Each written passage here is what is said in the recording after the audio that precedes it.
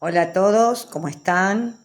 Bueno, este pequeño video que vamos a compartir hoy es una especie de prolegómeno, es decir, de introducción, para poder comprender y situar en tiempo y en espacio algunas categorías que vamos a usar a lo largo de toda la materia.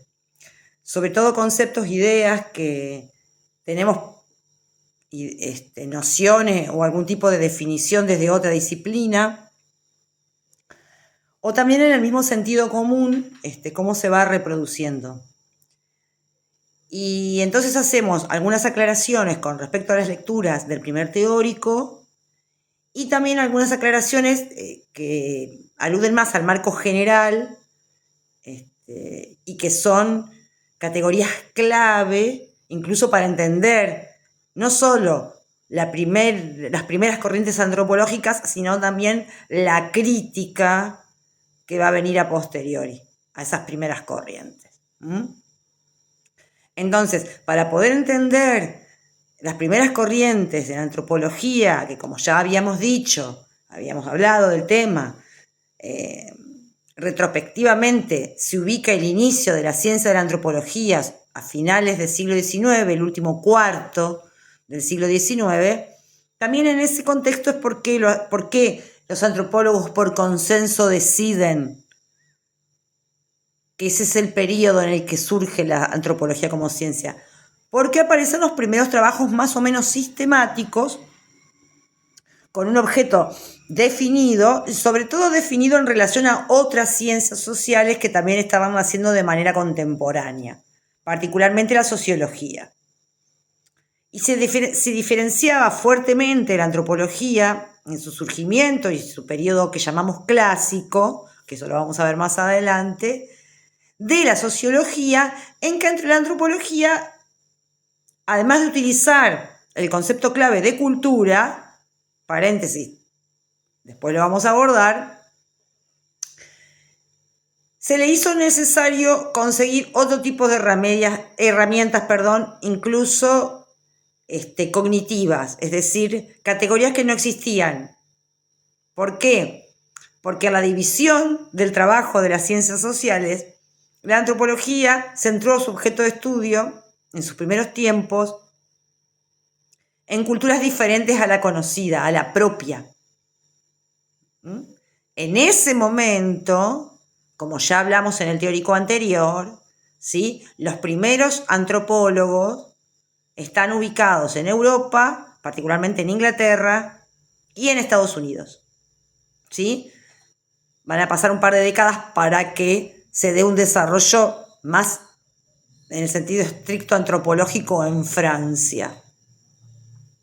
Las corrientes después las vamos a ir comentando. Pero con respecto a esto, fines del siglo XIX marca una época, ¿sí?, de periodo colonial, tanto por parte del Imperio francés o de Francia, como de Inglaterra. Y en el caso de Inglaterra, estas colonias van a ser muy importantes, porque siempre el mecanismo inglés, históricamente, el clásico colonialismo inglés, se basó más en tener cierta presencia en el territorio colonial, pero por eso se llama colonia, porque se responde, se responde sobre todo económicamente, ¿sí? Es decir, los ingleses tienen más un sistema, como se le llama a veces, de dominación indirecta, de colonialismo indirecto, ¿sí? Porque el colonialismo se ejerce a través de causas económicos, pero no nos vamos a meter en ese rollo porque no salimos más. Cualquier cosa, después lo ampliamos, ¿sí? Ese contexto es el contexto del capitalismo ya industrializado en Europa, y si recuerdan a Marx, que es contemporáneo a los primeros antropólogos, Marx está escribiendo mirando Londres, mirando las ciudades fabriles de Inglaterra. Entonces, también eso es una pista de lectura para cuando tengan que volver a leer Marx o lean Marx, ¿sí? Por más que él haga extensiva su teoría, él está mirando empíricamente la realidad que él observa para sacar sus consecuencias y sus reflexiones sobre el capitalismo son las ciudades fabriles de Inglaterra. Obviamente que después va a estudiar otros lugares. Volviendo al tema, en este contexto colonial, las colonias, sobre todo las más alejadas, los ingleses particularmente no se metían con la forma de vida.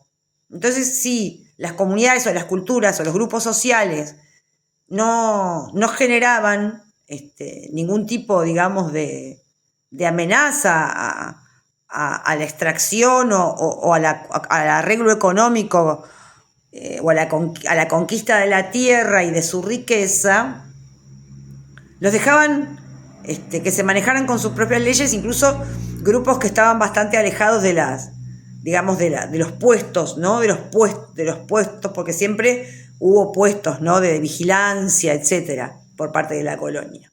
Por ejemplo, es un caso que ya van a ver más adelante, el antropólogo Malinowski cuenta muy bien cuando él llega por primera vez a las Islas Trobriand en Melanesia. Bueno, y por otro lado, ustedes se van a encontrar en el material que tienen de lectura para el teórico, del que estamos hablando ahora en el presente, un manual que les indica las características básicas de lo que se considera la primer corriente hegemónica de la antropología como ciencia, que se llama evolucionismo. Este evolucionismo es un evolucionismo sociocultural, no confundir con evolucionismo biológico, teoría de Darwin. ¿Qué había en el ambiente? La idea de evolución, pero no confundir evolucionismo biológico con evolucionismo sociocultural. Este último, el evolucionismo sociocultural, es el que vamos a trabajar más en la clase, ¿sí? Obviamente la idea de evolución también va ligada, no es lo mismo, pero está relacionada con la idea de progreso, que también tienen en un capítulo del manual de Lischetti. Con respecto al manual de Boivin, que habla de ese otro, es decir, de ese objeto antropológico que se configura en función de la diferencia, quiero hacer una aclaración porque a veces se presta confusión. Los autores, los compiladores Boivin y Rosato, definen a la relación de esa extrañeza, de ese otro que es diferente, para el caso del evolucionismo como diferencia. Entonces se da una superposición de sentido, porque la diferencia en sí no es mala, ¿sí? Pero Boivin y Rosato usan la categoría de diferencia para hablar de una diferencia jerárquica, que es la diferencia que plantea la teoría de evolución, que la vamos a desarrollar en el teórico que viene. Y todo lo que falte y las dudas. Y por último, y la última aclaración, que tengan en cuenta que así como la antropología va revisando y fue configurando su origen, también la historia, y también la historia de las ideas, y en este caso en particular de las ideas dentro de la antropología. Yo les había notado en la pizarra, en el teórico anterior, que la categoría de Occidente, el concepto de Occidente como lo conocemos hoy en día, también es un concepto tardío y no es casual que aparezca por las mismas épocas en las que nacen las ciencias sociales y en particular la antropología. Entonces, ¿dónde está Occidente? En un punto es relativo. Primero porque es una categoría que se organiza a fines del siglo XIX y se lo define geográficamente. Su uso político y cultural no es exacto, pero geográficamente está definido por el meridiano de Greenwich, que pasa por Londres.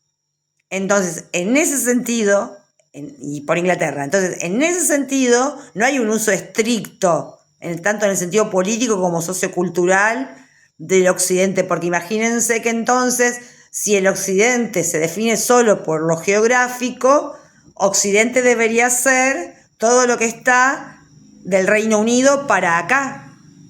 Quedaría afuera casi toda Europa. Entonces, ahí también era una categoría que les quería aclarar y que llegado el caso sería interesante verla, si la quieren profundizar, es muy interesante, no solo por la categoría en sí misma, sino que los antropólogos, incluso los científicos sociales en general, pero quizá los antropólogos tuvimos bastante que ver en el tema, sobre todo al principio, hace 100 años. Cuando hablamos de Occidente hablamos de un conjunto de características culturales que compartimos, no sé, la mitad del globo y el otro, ¿no? Occidente se define por oposición con Oriente. Bueno, tengo una mala o buena noticia para darle a esta hora. Nosotros generalmente aprendemos en la escuela que el origen antiguo de esa palabra que después fue Occidente, es decir, la cultura, la forma de pensar, etcétera, que heredamos de eso que después en el siglo XIX se llamó Occidente, están particularmente en Grecia y en Roma. Y es totalmente así. Pero como todo banco, para que, por más que se tambalee un poco, seguro no se caiga, necesita de 3 patas. Y hay una pata que quizá porque tiene un elemento religioso más marcado, por prejuicios, por no meterse en conflictos, nadie da. Si una pata es Atenas, otra pata es Roma, hablamos, ¿no? Lo que nos enseñan en el colegio, la otra pata es Jerusalén. Por eso van a escuchar y van a poder leer quizá, y eso también una aclaración, en los manuales, que se habla de la civilización judeocristiana para caracterizar a Occidente. Ese elemento calificativo del Occidente como judeocristiano, que es cierto, porque uno puede ser budista, puede ser musulmán, puede no identificarse con ninguna religión. Aparte no es solo religión, es también cultura, ahí ojo al piojo, sobre todo en el caso del judaísmo. Es cierto que uno no nace en un contexto budista, ¿viste? Salvo que uno nazca en la India o en ciertas zonas de Oriente, o bueno, o en una familia budista de varias generaciones instalada en nuestro país, que no hay ningún problema, pero en términos generales somos también producto no solo de Grecia y de Roma, sino también de Jerusalén y por lo tanto de la tradición judeocristiana. Entonces es una aclaración que quiero hacer porque es una característica muy dominante a la hora de definir Occidente desde el siglo XIX para acá. Bueno, esas son las aclaraciones previas al teórico que viene. Que estén bien, salud, nos vemos.